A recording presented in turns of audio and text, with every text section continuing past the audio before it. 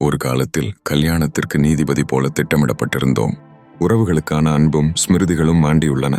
இன்று கணினியின் மேல் மிதந்து செல்கிறோம். மனுஷநேயங்களை மறந்து சமூக ஊடகங்களில் மட்டுமே நமக்கு இடம் உள்ளது. ஆனால் அது உணர்வுகளை அந்நியத்துவமாக்குகிறது.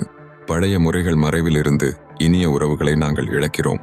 எமது சந்ததிகள் இவ்வாறு வாழாமல் போக வேண்டும் என்பதை நினைவில் வைத்துக் கொண்டும் இந்த நிலையையும் புரிந்து கொள்ள வேண்டும்.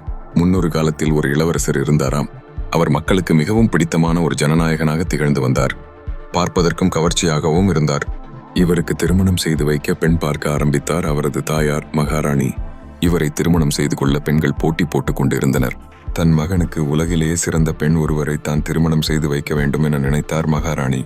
ஆயிரக்கணக்கான பெண்களை பார்த்து அவர்களின் அழகு, அறிவு, வீரம் என எல்லா திறன்களையும் சோதித்து ஷார்ட் லிஸ்ட் செய்து கடைசியாக 2 பெண்களை தேர்வு செய்தார்.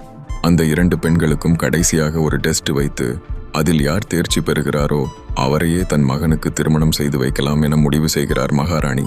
அதன் பொருட்டு இருவருக்கும் தலா 1000 பொற்காசுகளை கொடுத்து, இதை நீங்கள் எப்படி செலவு செய்கிறீர்கள் என்பதை பொறுத்து நான் முடிவு செய்கிறேன் என ராணி கூறினார்.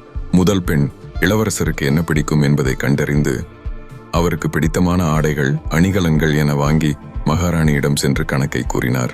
ராணி நெகிழ்ந்து போனார்.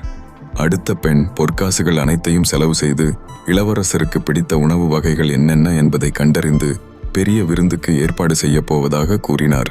ராணி இதனை கேட்டு வியந்து நெகிழ்ந்தார். இருவரும் இவ்வளவு நல்ல பெண்களாக இருக்கிறார்களே என நினைத்த ராணிக்கு இருவரையும் மிகவும் பிடித்துவிட்டது. இருவரில் ஒருவரை தேர்வு செய்வது தன்னால் முடியாத காரியம் என உணர்ந்த ராணி அவையை கூட்டினார். நடந்த அனைத்தையும் விலாவாரியாக விளக்கி கூறி 2 பெண்களில் ஒருவரை தேர்வு செய்து திருமணம் செய்து கொள்ளுமாறு இளவரசரிடம் கூறி இருவரையும் இளவரசரின் முன்னால் நிறுத்தினார் மகாராணி.